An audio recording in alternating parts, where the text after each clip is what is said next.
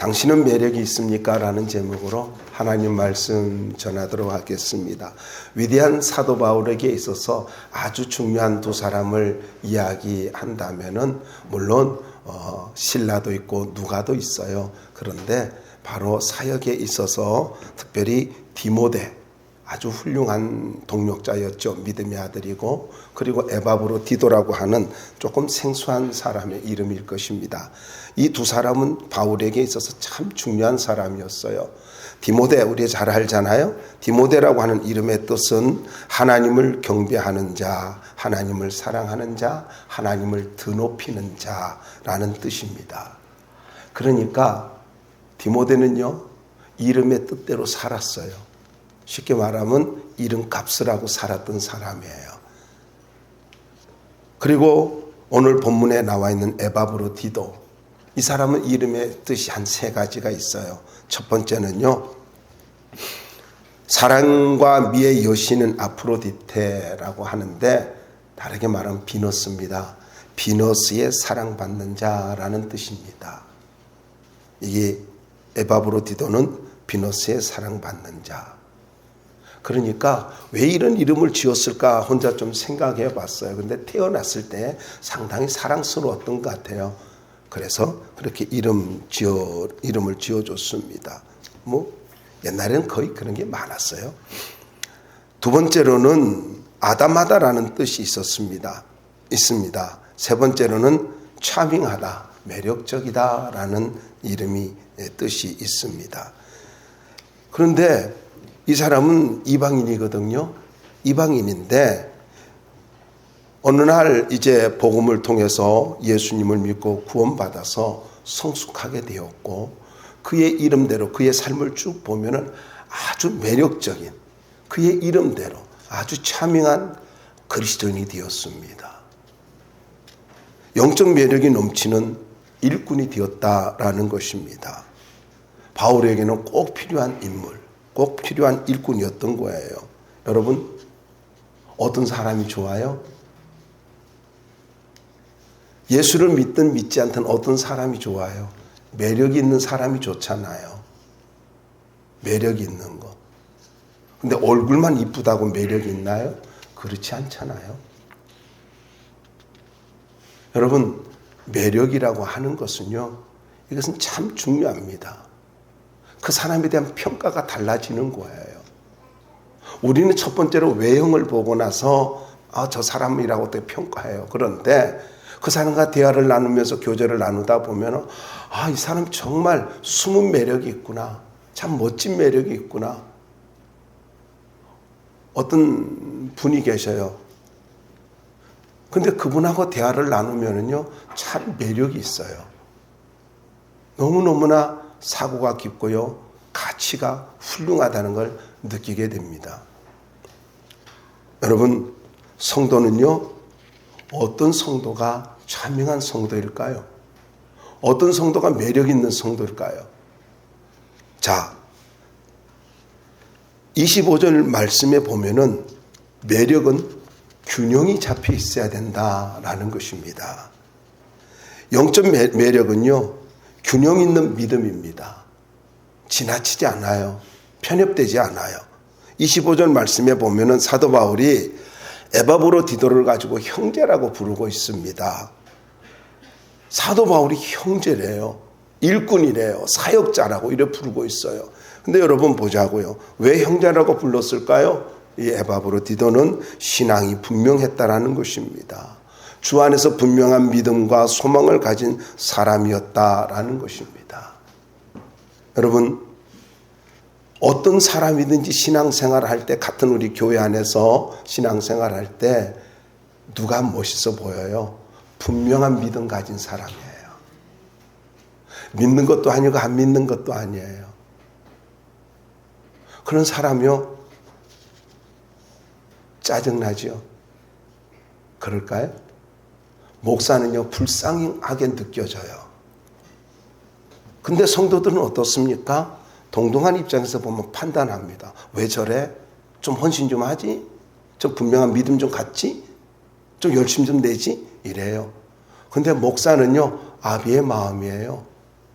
언젠가는 변화될 거야. 농부의 마음을 갖고, 그리고 그래 그나마 그렇게 믿음을 지키고 그나마 교회 나오는 거, 그래도 일주일에 한 분이라도 교회 나오면은 그게 너무 이쁜 거예요. 목사가 속이 없을까요? 아니에요. 왜요? 언젠가는 변화될 거를 믿으니까요. 여러분, 쉽게 판단하지 말기 바랍니다. 고대 사회에서는요, 노예와 자유인, 헬라인과 로마인, 이방인과 유대인, 평민과 귀족, 군인과 시민들, 바로 이런 신분이 날카롭게 대립을 하고 있는 그런 시대였습니다. 특별히 제정 로마 시대가 그렇잖아요. 이런 사회적 분위기 속에서 이방인이었던 에바브로 디도를 향해서 뭐라고 말하고 있어요? 그는 나의 형제라고 이야기를 하고 있는 겁니다. 무슨 말이에요? 그는 너무나 아름다운 믿음, 나와 같은 믿음을 가진 사람이야 라고 이렇게 표현을 하고 있는 거예요. 두 번째로는요, 25절 말씀 보십시다. 거기에 보면 함께 수고한 자라는 말이 있죠. 동력자 의식을 가지고 있는 것입니다. 누가 매력 있는 성도일까요? 어떻게 하면 균형 잡힌 성도일까요? 그 사람은요, 동력자 의식을 가지고 있는 사람이에요. 여러분, 함께 수고한 자라는 말이 동력자라는 말이거든요. 복음을 위해서 에바브로 디도는요, 빌립보 교회를 세울 때도 복음 전파에 동참을 했고 바울과 함께 복음 사역에 동참할 뿐만 아니라 지금은 로마 감옥에서 사도 바울의 동력자가 되어주고 있다라는 거예요. 누가 감옥에 같이 있고 싶겠어요? 그런데 이 에바브로 디도는 바울과 함께 열심히 복음을 전하는 그런 일꾼이었습니다.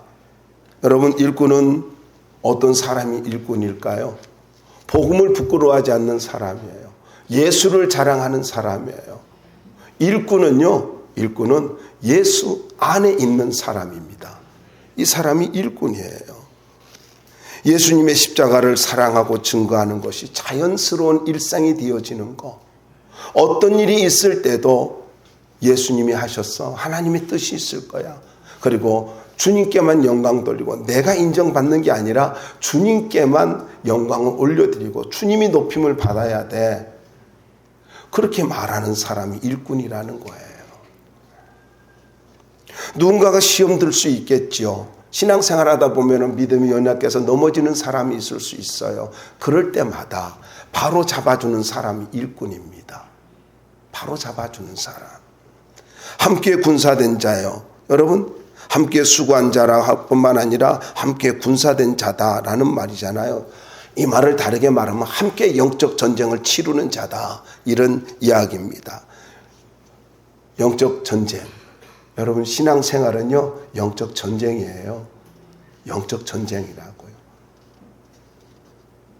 이거 잘 보여주는 말씀이 에베소 6장 12절인데 한번 찾아서 읽어볼까요? 에베소 6장 12절 한번 봅시다.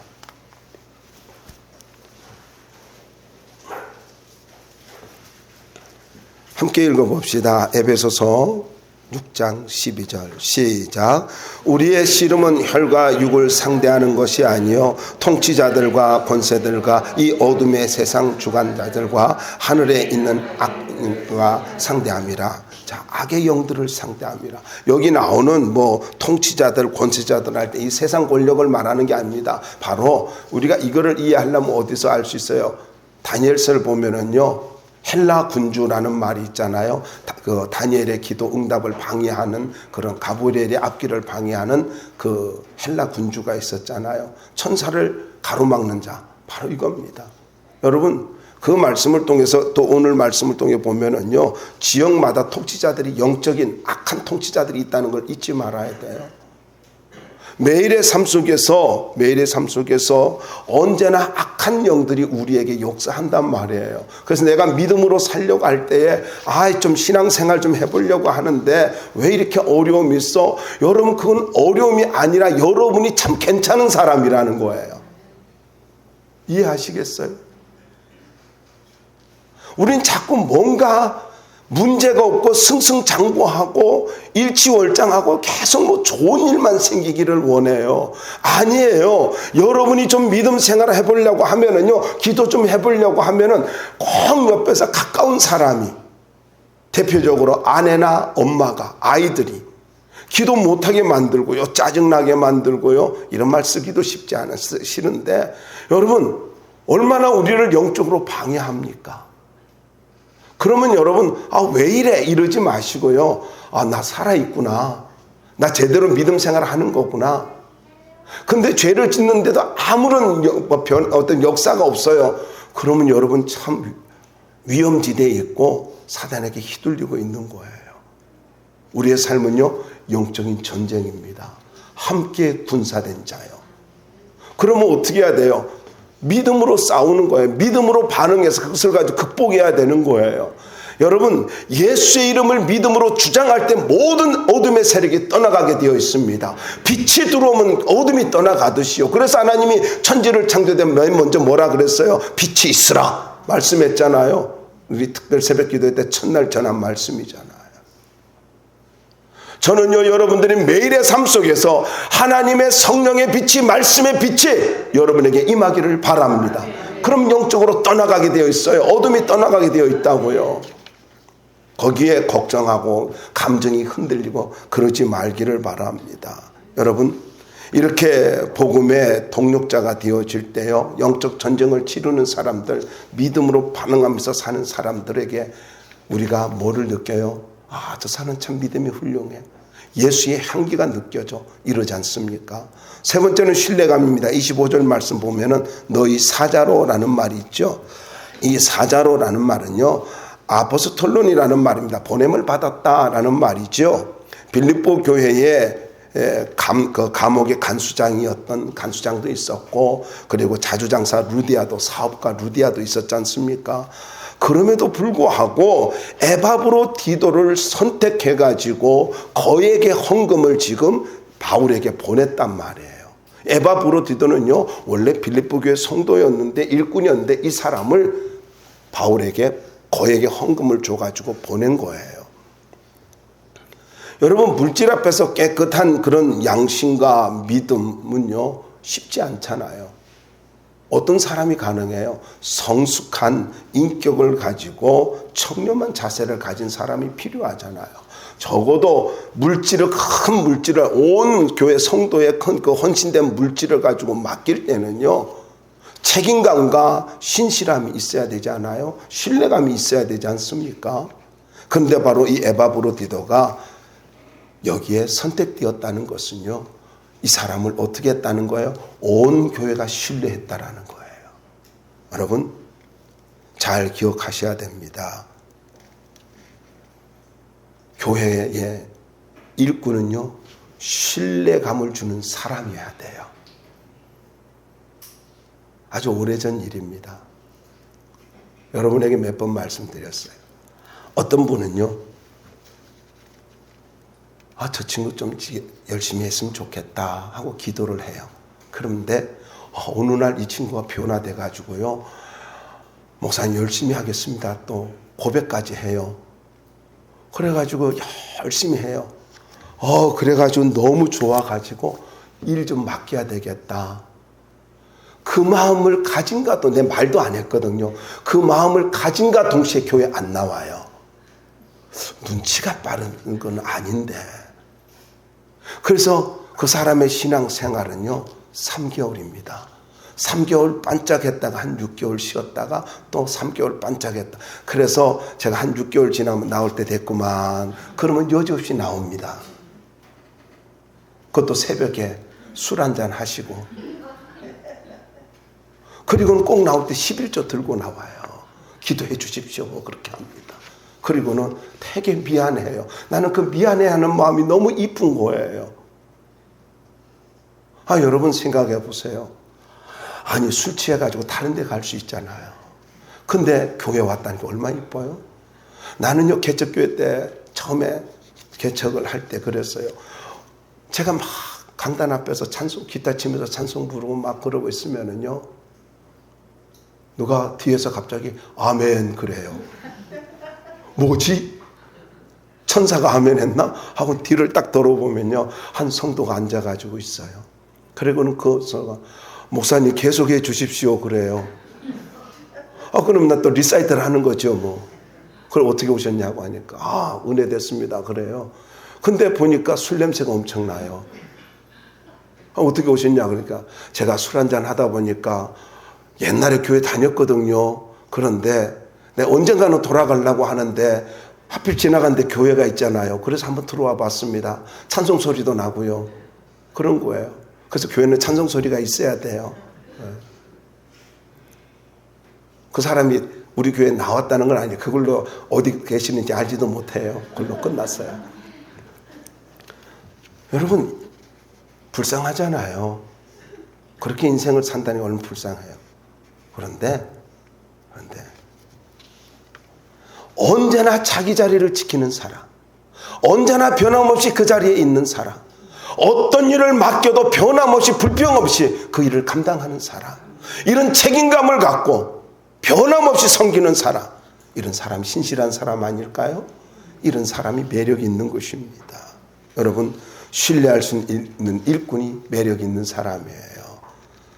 25절을 계속해서 보자고요. 거기에 보면은 섬김이 매력 있는 겁니다. 이것이 균형감입니다. 돕는 자라는 말이 있죠. 이 섬기는 자, 사역자, 일꾼이라는 뜻이에요.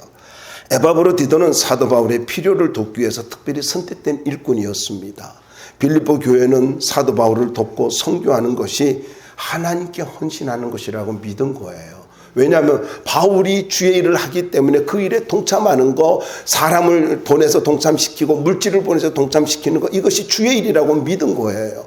그래서 에바브로디도를 보내가지고 이렇게 사도 바울에게 봉사하도록 만들었어요. 그런데 여기 돕는 자라고 하는 말이 왜 이것이 하나님을 섬기는 것이라고 이야기할 수 있냐면은, 이 말은요, 하나님께 제사를 드릴 때 옆에서 도와주고 봉사하는 때에 이 말을 사용하고 있습니다. 그래서 여기 돕는다라는 말은요, 바로 하나님 앞에 예배 잘 드리기 위해서 옆에서 봉사해 주는 거, 그러니까 제사장 있고 레인들이 있잖아요. 그 레인들처럼 옆에서 봉사해 주는 거, 그것이 하나님의 일이라고 이야기를 하는 거예요.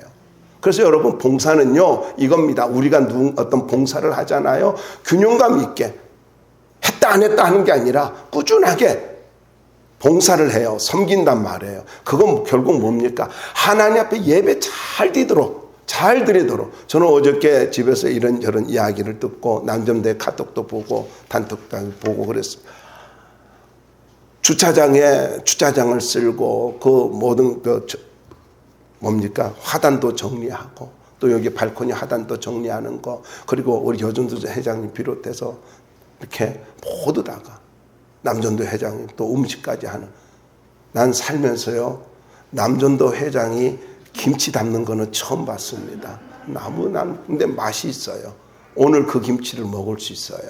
어쨌든요 모든 성도가 저마다 자기가 맡은 일을 다 열심히 하고 찬양팀은 찬양 연습하고 그 모습을 들을 때요, 여러분 그게 뭡니까? 그게 봉사예요. 결국 뭡니까? 하나님께 영광을 올려드리는 예배를 잘 드리기 위해서 하는 거잖아요. 그래서 여러분의 봉사가 하나님을 높여드리고 하나님의 일에 동참한다는 것을 잊지 마시기 바랍니다. 더 나아가서 이 또 섬긴다는 말은요, 바로 필요를 채워주는 거거든요. 사도 바울의 모든 필요를 채워주기 위해서 에바브로디도를 보냈던 것입니다. 여러분 교회가 아름다워지려면은요 바로 이렇게 섬김이 있어야 돼요. 누군가 필요를 채워주고 그리고 내 몸을 들여서 헌신하고 봉사할 때에 그것이 바로 아름답게 교회를 세워가는 것이다 라는 겁니다. 큰 두 번째로는 매력은 사랑에서 나온다는 것입니다. 균형감에서 나오고 두 번째로는 사랑에서 나온다. 여러분 26절을 보면은 사람을 사랑했습니다. 간절히 사모하고라는 말은 그리워하다, 동경하다라는 뜻인데요. 어린아이가 엄마 젖을 간절히 원하는 것처럼 사랑하는 연인이 보고 싶어서 시간이 더디가는 것처럼 느껴지는 강렬한 열망을 말합니다. 아마 연애해봤으면 다 아시죠? 연애해봤나요? 우리 권사님들은 그냥 맞선 보고 남편 얼굴도 모르고 결혼하셨나요? 연애하면 어때요? 양해를 구할게요. 우리 집사람하고 연애를 할 때입니다. 저 잠깐 못 가는 줄 알았어요. 그런데 사실이에요. 잠깐 못 간 줄 알았어요. 그런데 집사람하고 이렇게 교제를 하는데 너무 보고 싶더라고요. 그래가지고는요, 1시간 이상을 걸어가지고, 그래가지고는 그 직장을 바라보면서, 병원에서 근무했으니까 직장을 바라보면서, 아, 저기서 오늘도 하루 종일 수고했겠구나. 혼자 씻고 갔어요. 완전 미친놈이죠. 그리고는요, 연애를 해가지고, 이제 데이트 해가지고 집까지 바래다 주고, 남자 집은 바래다 줘야 되잖아요. 그런데 차 타고 와요. 그러면 꼭 신촌에서 차가 끊겨요. 그러면은요, 우리 집까지 못 가, 몇 정거장을 놔두고 그렇게 가는 버스가 있어요. 거기까지 가가지고, 그때부터 더 야밤에 12시 넘어가지고 행군을 합니다, 나는. 그래도 행복했어요. 이게 연애 아니에요? 여러분, 바로 사도 바울은요, 이렇게 사람을 사랑했어요. 무슨 말이냐면은, 빌립보 교회 성도들을 너무너무 보고 싶어 했대요. 너무너무 보고 싶어 했대요. 잊지 마시기 바랍니다. 건강한 교회는요, 서로 보고 싶어 해야 되는 거예요. 보고 싶은 성도가 돼야 된다고요. 아멘 안 할 줄 알았어요. 왜냐면 우리 교회 현주소거든, 그게. 여러분 오시면서, 목사님 한 주간 어떻게 지냈을까? 오늘 어떤 말씀 전해 주실까? 그런 기대감 있는 가운데 왔어요? 없잖아요, 솔직히. 예. 오늘 창립 주일이지 하고 왔지. 목사님 보고 싶어 하고 왔어요? 왔으면 우리 집 사람이라 그래요. 맨날 살지만은. 보고 싶어야 돼요. 그래야 건강해요. 그게 건강한 거라고. 서로 그리워하는 거. 에바브로디도는요, 빌립보 교회 성도들 자기가 거듭나고 거기에서 변화되었고 거기서 교회를 세웠잖아요. 열심히 섬겼잖아요. 그러니까 서로 그리워하고 중보 기도하고 보고 싶어가지고 간절하게 원하고 있었던 거예요. 제가 사무엘이 싱가포르에서 와가지고 이렇게 물어봤어요. 왜냐면 나는 사무엘이 너무 보고 싶었거든요. 그런데 물어봤죠. 야, 너 나 보고 싶었니? 그랬더니 예, 저도 보고 싶었습니다. 엄청 드라이하더라고. 아주 비즈니스 대답을 해주는데 영혼이 하나도 없어.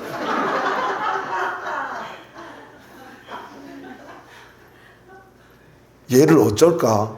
나 혼자 짝사랑하나? 그랬어요.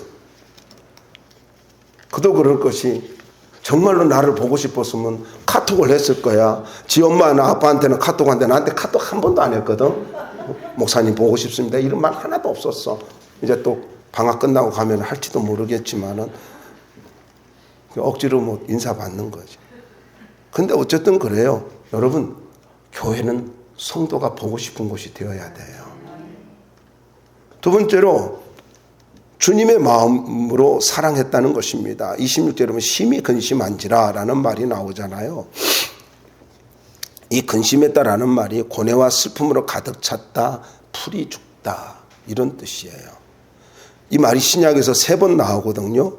이 말이 언제 사용되어졌냐면은 마태복음 26장에 사용됐고 마가복음 14장에도 사용된데, 이게 뭐냐면 예수님이 겟세마네 동산에서 이제 십자가를 앞에 두고 기도하려고 하실 때에 심히 근심했다, 이렇게 말하고 있어요. 그러니까 이렇게 이야기할 수 있습니다. 무슨 말이냐면은 지금 에바브로디도는 예수님과 같은 그런 심정을 가지고 로마에서 바울을 섬기다가 자기가 병이 들었어요. 병이 들었는데 이 사실을 빌립보 교회가 들은 거예요. 그러니까 자기가 아프다는 것을 들은 것 때문에 너무너무 걱정을 한 것입니다. 아픈 중에도 너무 미안해가지고 정신적으로 풀이 죽게 됐고 고뇌와 슬픔으로 가득 차게 되었다라는 거예요. 그러니까 심한 고통을 겪었다라는 거죠. 무슨 말이냐면 교회에 근심을 끼친 것을 너무나 미안해하면서 괴로워했다라는 것입니다. 여러분, 이게 뭐예요? 고맙다라는 말을 가지고 느낄 수도 있지만은요, 아, 참 고맙네, 나를 걱정해줘서 고맙네, 이렇게 느낄 수 있지만은요, 너무 미안해한 거예요. 무슨 말입니까? 배려입니다. 배려예요. 여러분, 매력은요, 사랑의 배려가 있는 것입니다. 배려가 있어야 돼요. 당연하게 여기지 마십시오. 모든 것을 당연하게 여기지 마십시오. 오늘 내가 쾌적하게 예배드리고 내가 주님 앞에서 건강하게 예배드릴 수 있는 것, 이 모든 것은 은혜입니다. 은혜예요. 누군가가 잘 섬겨줬기 때문에 내가 편안하게 예배드릴 수 있는 것입니다. 나는요, 가끔 그래요. 우리 성도들이 앞에서 예배드리다가 뭐 기도하고 특송하고 그러면은요, 지난번도 했잖아요. 마이크를 이렇게 하고 가요. 아니면은요, 뭐 이렇게도 하고, 지난번에 이렇게 했죠? 그래요. 아니면 팍 꺾어버려요. 내가 꺾인 것 같아. 다음 사람이 마이크를 쓸 걸 생각하고 배려해 주는 거예요. 언제든지 자기가 머물렀던 자리는요, 다음 사람이 쓸 것을 생각하고 배려해 주는 거. 그게 성숙함이에요. 배려가 없는 사람은, 이 사람은 어린아이입니다. 미숙한 사람이에요. 사랑이 당연하다고요? 아니에요. 그것은요, 고마움입니다. 그래서 우리는 너무 고맙기 때문에 배려해 줄 수 있어야 되는 거예요. 세 번째로 긍휼입니다. 긍휼은요, 사랑이지 않습니까? 근데 재밌는 말씀이 뭐냐면 27절에 그가 병들어 죽게 되었으니, 자, 에바브로디도가 어느 정도냐면은요, 이 죽게 되었다라는 말이 건강을 잃어버려 병세가 심각해져서 거의 죽게 되었다라는 뜻이거든요. 여러분, 에바브로디도가 얼마나 위독한 가운데 있었는가를 잘 보여주고 있어요. 잘 보여주고 있다고요. 그러면은 이걸 좀 이해해야 돼요. 무슨 말이냐면은 로마에서 빌립보까지의 거리가 1288km입니다. 교통이 발달되지 않은 시대였기 때문에, 그렇기 때문에 이때 그때 여행 수단으로 하면은요, 6주가 걸린다고 합니다. 그러니까 한 사람의 소식을 로마에서 빌립보까지 해가지고 전달한다든가 그 소식을 듣기까지는요, 6주가 걸려요. 혹은 더 걸릴 수 있어요. 그럼 최소한으로 에바브로디도가 아파서 빌립보 교회에서 소문이 들렸어요. 한 달 반 걸렸잖아요. 그러면은 어떻게 해가지고 그 어떻게가 다시 들려지기까지 뭐가 걸려요? 6주가 걸리는 거예요.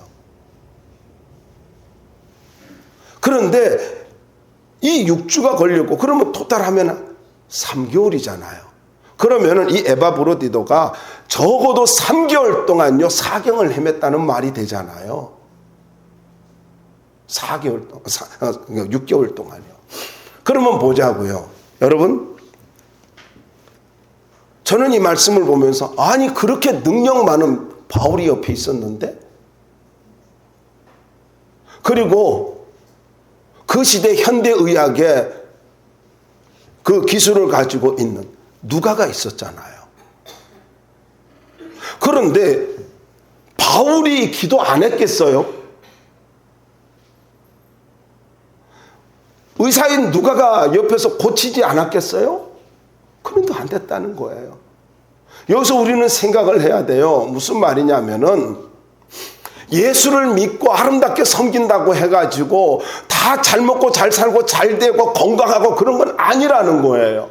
사명을 가지고 엄청나게 헌신했는 이 에바브로디도가 사경을 헤맬 정도로 3개월 동안을 아주 고생했다라는 겁니다. 그런데 재밌는 말이 뭐냐면요, 한번 여러분 말씀을 보시면은요, 그가 어떻게 나았는가라는 걸 한번 보자고요. 거기에 보시면은요, 하나님께서 그를 어떻게 했다고요? 긍휼히 여겼대요. 긍휼히 여겼대요. 바울이 기도해서 낫다는 이야기도 아니고, 빌립보 교회 성도들이 기도해서 낫다는 이야기도 아니고요, 의사인 누가가 이렇게 치료해서 낫다는 이야기가 아니라 하나님이 긍휼히 여겨서 낫대요. 긍휼히 여겨서. 저는 이 말이 너무 은혜가 되는 거 있죠. 여러분 한번 생각해 보세요. 하나님께서 불쌍히 여기기만 하면은요, 모든 문제가 해결되어집니다. 거기에 회복이 일어납니다. 기적이 일어납니다. 여러분 잘 기억하십시오. 우리가 뭔가 당당하게 살아가는 거 필요해요. 그러나 여러분 교만하면 안 되는 거예요. 하나님의 은혜가 없이는 살 수가 없잖아요. 하나님이 나를 불쌍히 여겨주셔야지. 뭐가 그렇게 불평이 많아요? 뭐가 그렇게 마음이 안 들어요? 여러분, 우리는 조금만 안 좋으면요, 쓰러질 수밖에 없고 넘어질 수밖에 없는 진흙덩어리입니다. 저와 여러분은 쉽게 깨질 수 있는 질그릇이에요. 그런데 긍휼히 여기니까 사경을 헤매다가도 일어나더라는 거예요.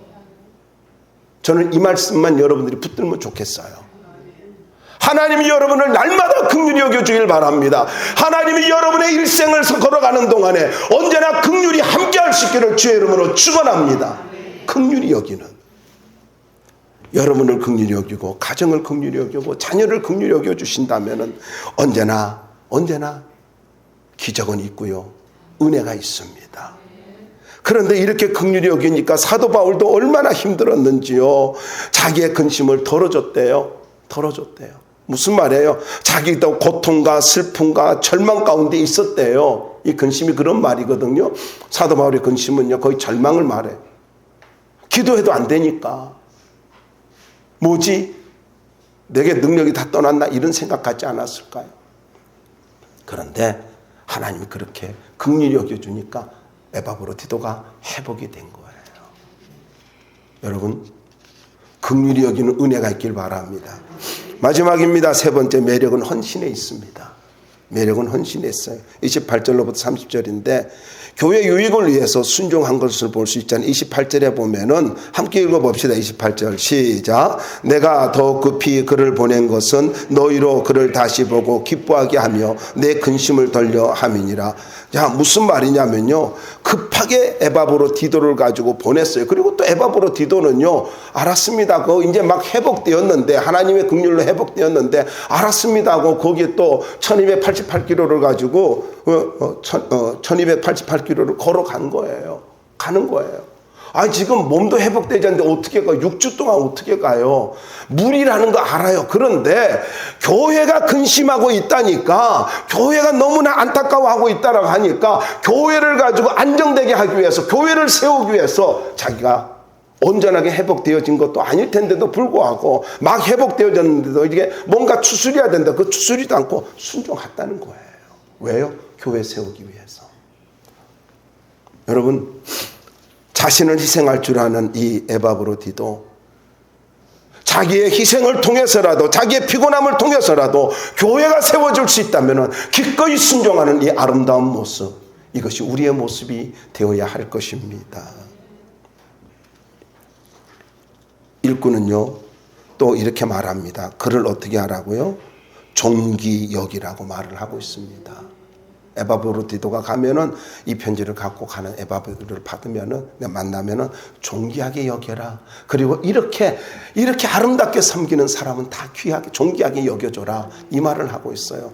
그러면 무슨 말이에요? 주의 일을 위해서 헌신하는 사람들은 존귀하게 대접을 해줘도 된다는 겁니다. 그것이 마땅하다는 거예요. 30절 말씀 한번 볼까요? 30절을 한번 읽어주시기 바랍니다. 시작.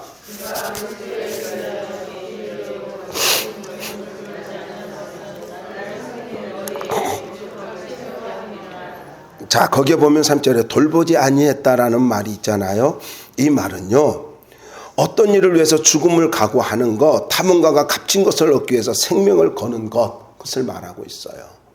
그런 뜻입니다. 돌보지 아니했다는, 그러니까 주의 일을 위해서, 에바브로디도는 주의 일이 가장 가치 있는 일이고 교회를 세우는 일이 가장 가치 있는 일이라는 걸 그는 믿고 있었습니다. 그런 가치관이었어요. 그런 믿음이었어요.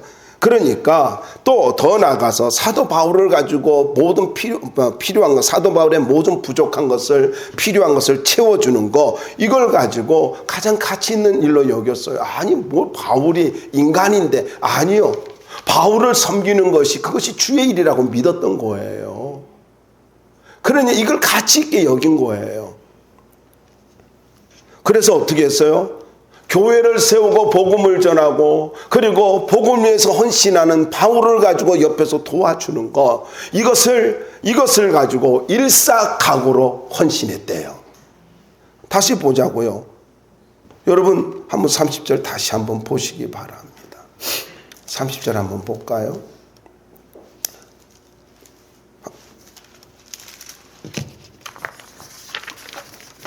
자, 30절 함께 다시 한번 읽어봅시다. 시작. 그가 그리스도의 일을 위하여 죽게 이르러도 자기 목숨을 돌보지 아니한 것은 나를 섬기는 너의 일에 부족함을 채우려 함이라. 자기 목숨을 돌보지 않은 것, 자기 목숨을 돌보지 않은 것, 생명을 내놨다는 거예요. 교회를 세우고 복음을 전하고, 그리고 사도 바울이 주의 일을 잘할 수 있도록 하기 위해서 생명 내놨대요. 이게 무슨 말이에요? 아름다운 헌신이죠. 목숨을 건 헌신이죠. 여러분, 이 헌신으로 인하여서 하나님의 나라가 세워졌고 사도 바울의 위대한 사역들이 이루어진 것입니다. 목숨을 거는 사랑은요, 세상이 감당하지 못합니다. 결론적으로 이렇게 말씀드릴 수 있습니다. 주를 위한 삶이 성도의 매력입니다.